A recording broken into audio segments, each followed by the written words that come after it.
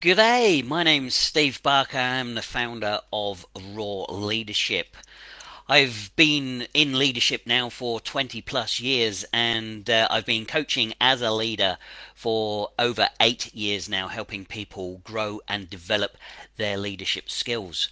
And I've done a series of podcasts. I'm always sharing on social media. And what I thought I wanted to do, just to keep that going, was to share some insights, some strategies, some hints, hacks, tips about leadership. Because one of the things that I've noticed with my clients is that leadership can be extremely stressful. People find it quite difficult when they start to realize that they now have people as part of their job description as much as they still have to do their job. Very often people are promoted because they're fantastic at their jobs, but they are not given any skills to help them grow into their leadership role. And they suddenly become very stressed, very anxious about being able to do the right thing, and they worry more about their leadership role than doing their job. And this then reflects in their performance in work, and they become even more stressed about that as well as their new leadership role. So the purpose of me jumping on here is to be able to share some insights that will help you to be able to understand the people that are in your team. Because great leaders understand human behavior. They understand all of the different nuances and the ways that people behave. And there's patterns to this. And this is what I share in my coaching business. I share these insights, these hints, these strategies so that we can reduce the amount of stress and anxiety that we experience as a leader, and we can focus on the most important thing, which is creating a safe space for our team members to go and do what they're really good at, as well as being able to do what we're great at as well. So that's the purpose of me jumping on. And over the next few weeks, maybe few months, maybe even over the next year, I'm going to continue to do these Facebook Lives, and I'm going to share these insights with you. Now, hopefully, you'll find them valuable. You'll find these little hints and tips and hacks useful. They all come from my book. So I've written a book. It's called Redefining Leadership. It's available on all great Amazon stores and some pretty poor ones as well. But it's 101 audacious leadership tips. And I'm not just going to read verbatim. I'm just going to share with you what's popping up into my thoughts as we go through this. So the first topic that I want to explore is curiosity. How do we bring curiosity as a leader to our thinking? Because one of the biggest problems that we have is that as a leader we feel that we have to judge, we have to make sure that everybody is doing what they're supposed to be doing, that we're hitting the KPIs, that we are achieving the desired outcomes of the powers that be. And I don't know about you, but personally, when I feel that I am being judged, when I am being looked at, when I am being criticized, I shut down. I shut down, and I don't want a jot. I don't want anything to do with that. My defenses start to go up. The brick wall starts to go up. And behind the brick wall, I'm kind of going, yours. Don't tell me what to do. People like to feel that they're in control, that they have autonomy over what they're doing. Micromanaging is a great example. Probably we will definitely look at micromanaging further down the track. But today, what I'm going to offer you as a strategy is being more curious and judging less. If as a leader we can bring more curiosity to our thinking, more curiosity to our language, more curiosity to the way that we behave around our team, we're actually going to connect with them more authentically and more, what's the word I'm looking for? More gracefully.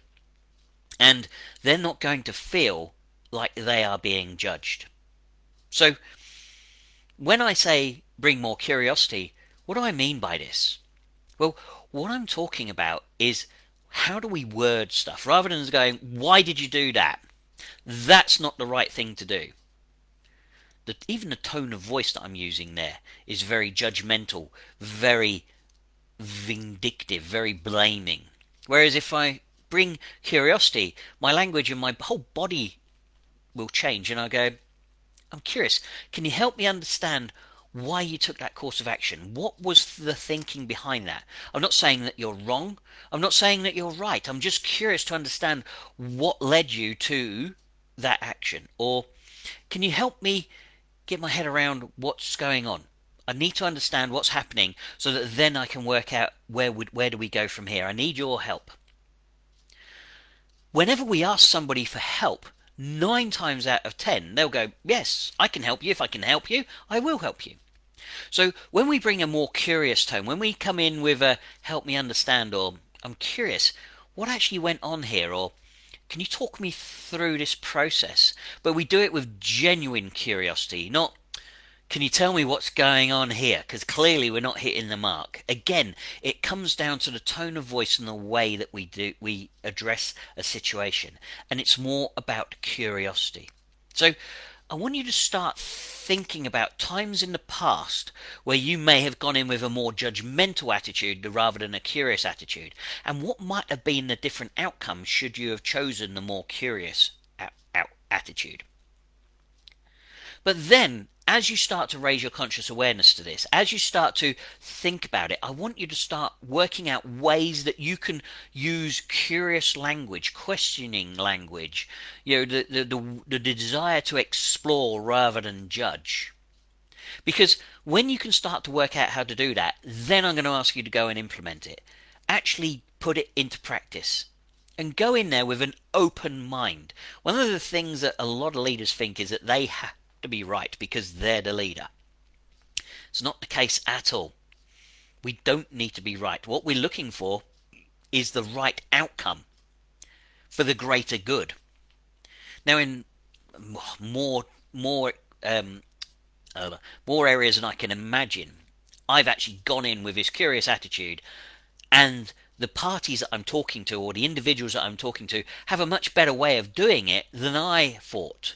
Now, we might have been using this system, this strategy for a period of time, but we've got fresh thinking coming in. We've got new ideas. And again, we can start to nurture that. That's another insight. That's another tip to look at. But at the moment, we just want to go in with an open mind. There's no right. There's no wrong.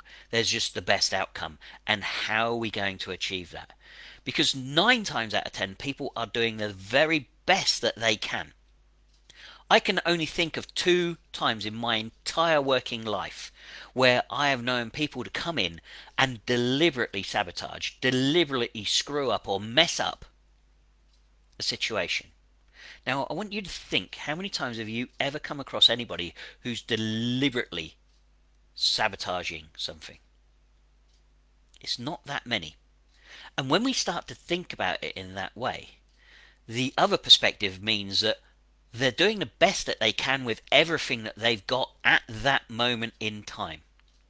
Now, they might have other things on their minds. We've all got lives outside of our work environment. You never know. Their child might be sick. Their dog may have just died.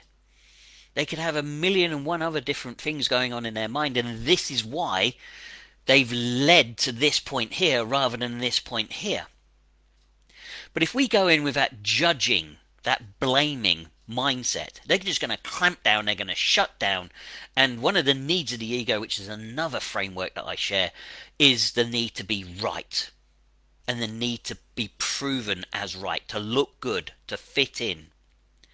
And when we feel judged, what do? We hunker down and we double down even though we know that we're wrong.